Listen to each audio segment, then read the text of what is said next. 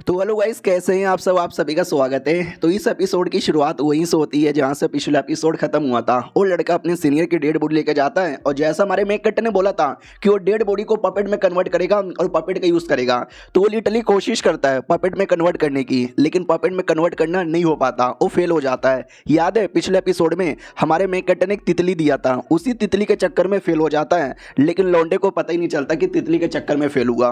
वो तो सीनियर को गाली देने लग जाता है कि साला जब जिंदा था तो भी किसी काम का नहीं था, मरने के बाद भी साली की डेड बॉडी भी किसी काम की नहीं निकली। और हमारे मेक कटर का याद आता है कि जैसे उसने मुझसे बातें की, मुझे ऐसा लगता है उसको मालूम है कि मैं एक डेमोनिक स्टेट का जासूस हूँ, लेकिन तो भी साले ने मुझे एक्सपोज नहीं किया।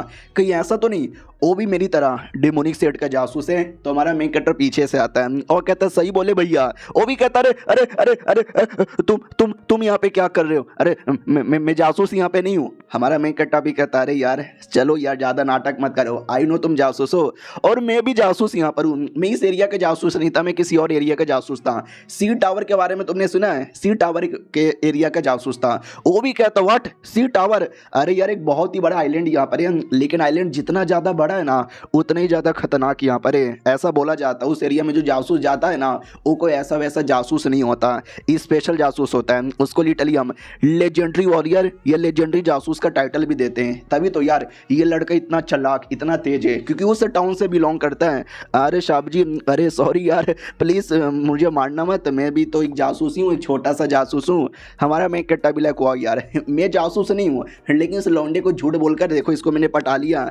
तो कहता भी या टेंशन यहाँ पे ना लो, मुझे तुमसे कुछ पूछना है। वो भी कहता है मुझसे कुछ पूछना है। बोलो यार मुझसे क्या पूछना है? अगर आप ये चाहते हो कि मैं सीनियर लोग के साथ कांटेक्ट करवा दूं तो शायद मैं नहीं करवा सकता, क्योंकि मैं खुद बहुत ही छोटा जासूस यहाँ पर हूँ। हाँ लेकिन सीनियर लोग है ना मिस्टर शाह को कब से ढूंढ रहे हैं। जब मिस्टर शाह से मिलेंगे तो मैं आपको बता दूंगा, तो आप आके सीनियर लोगों से मिल सकते हैं। मिस्टर शाह वही लड़का है चूजन वन जिसको पिछले एपिसोड के एंड में हमारे मेकट ने पागल बनाया था।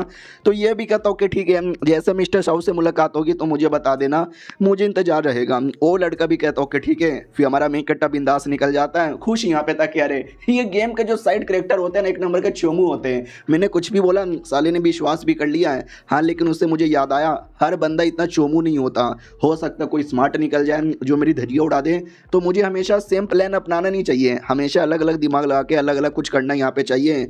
चलो यार उससे मुझे याद आया वो जो लड़की है गुची कल को कोई और मर्द लेकर आ गई और बोली कि अरे मुझे इससे शादी करनी है, तुम भाड़ में जाओ। नहीं नहीं बिल्कुल भी ना। अरे यार मैंने इतना मेहनत करके गेम में पटाया था, इसमें भी पटा रहा हूँ और किसी और से शादी कर लेगी? ना ना भाई मैं किसी और से करने नहीं दूंगा।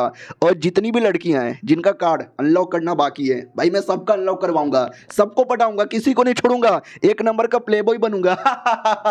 तो बाजू से एक बुढ़िया अपनी बेटी के साथ जाती है और कहती है देखो यार पागल हो गए ऐसे लोगों से दूर रहने का। बेटी भी कहती है ओके ठीक है मम्मी।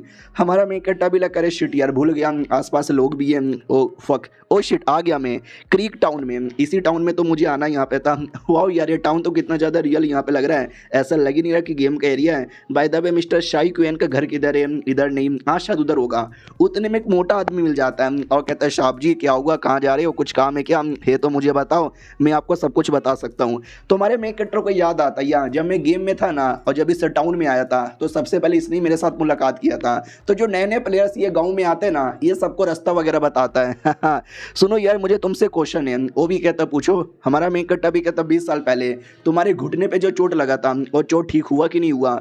तो वो भी कहता वाट नहीं नहीं अरे कोई चोट नहीं लगा था साहब जी, आप कहाँ बोले जा रहे हो साहब जी? ना ना ऐसी कोई बात नहीं है, मेरा टांग ठीक है साहब जी। हमारा मेक कट्टा भी कहता ओके ठीक है कोई बात नहीं, जाके अपना काम करो। और आज से 2 दिन बाद ना गाँव के अंदर एक गाड़ी आएगी जिस गाड़ी के अंदर कई सारे सामान होंगे, वहीं पे एक जेट पीस होगा, वो यूज़ कर लेना तुम्हारे काम आएगा। ओके ठीक है बाय। वो मोटा चौंका हुआ था कि 20 साल पहले सच्ची में यार मैंने पड़ोस की बीबी के साथ ना रातें गुजार ली थी।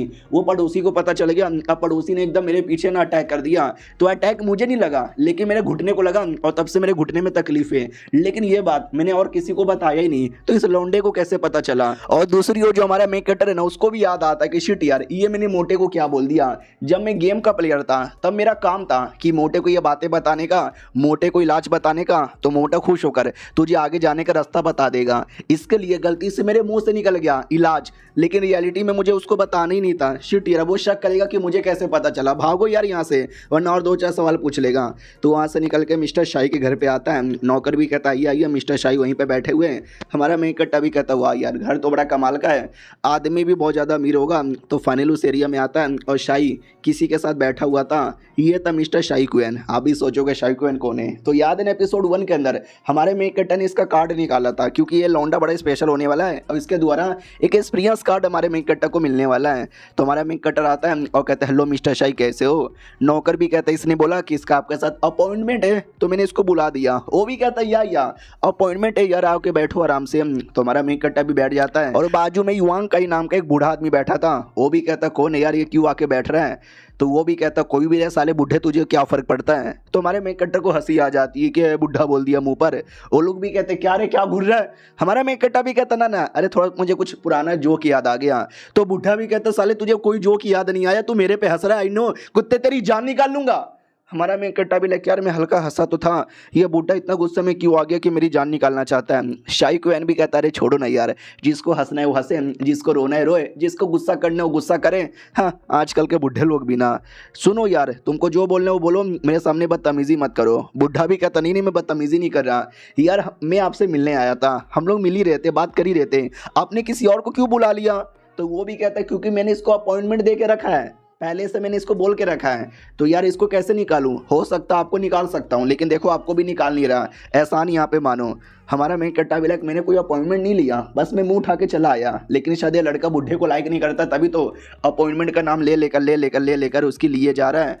बाद में ऐसे बैठे हुए थे और जो लड़की भी थी बुढ़े के साथ में, वो भी हमारे पूछ लेती है कि आपने सच्ची में अपॉइंटमेंट लिया था, लेकिन क्यों लिया था, आपको इनसे क्या काम है?